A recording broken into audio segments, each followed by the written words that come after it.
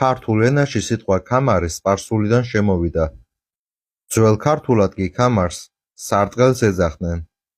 სიტყვა სარტყელი კი მომდინარეობს წინარე ქართველური ფუძვიდან, საიდანაც მომდინარეობს სიტყვები შეირტყა, სარტყელი, ცისარტყელა, ლაზური გოტკუ, ოტკაფუ, ცაშოტკაფუ, მეგრული რტყაფა, ორტყაფუ, ცაშორტყაფუ და სვანური ლარტყ, ლარტყა, დეცალარტყ.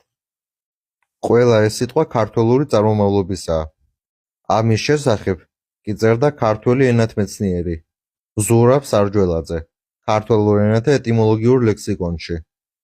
მისი თქმით, არსებობდა ფუძე რტყა წინარე ქართველურ ენაში, საიდანაც მოგვიანებით უკვე წარმოიშვა ეს სიტყვები ქართულში, მეგრულში, სვანურსა და ლაზურში. სიტყვა ქამარი კი სპარსულია. სპარსეთის გავლენით ამ სიტყვამ შეაღწია ტაჯიკურ ენაში, აზერბაიჯანულში, თურქულში, ინდურში და ასე შემდეგ. სვანურად კი ქამარი არის ლარტყ, სარტყელი.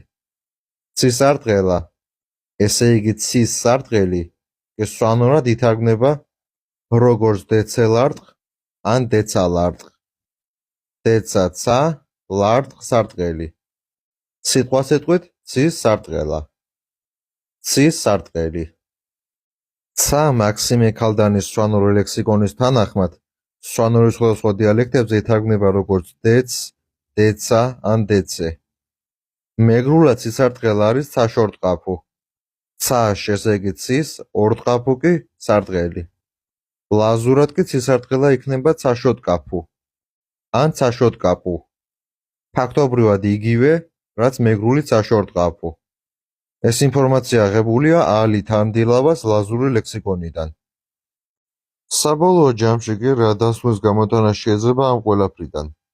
ძველ ქართულად ქამარი იყო სარტყელი, სვანურად ლარტყ, მეგრულად ორტყაფუ, ლაზურად ორტკაფუ. სა, ლა და ო არის წინსართები, ელი და აფუ კი ბოლოსართები, ესე იგი სუფიქსები. ხოლო სიტყვა ქამარი კი სპარსული ენის გავლენით მოხვდა ქართულ ენაში.